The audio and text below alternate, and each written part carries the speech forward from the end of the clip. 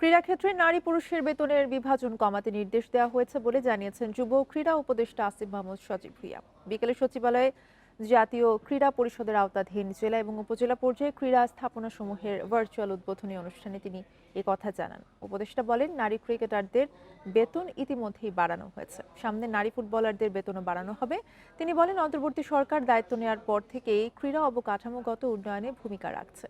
উপদেষ্টা জানান, আন্তর্জাতিক মানের স্পোর্টস ইনস্টিটিউট করার পরিকল্পনা রয়েছে সরকারের। তরুণেরা খেলাধুলায় ইনভলভ হলে মাদক সহ অনেক কিছু থেকে দূরে রাখা সম্ভব বলে মন্তব্য করেন যুব ও ক্রীড়া উপদেষ্টা।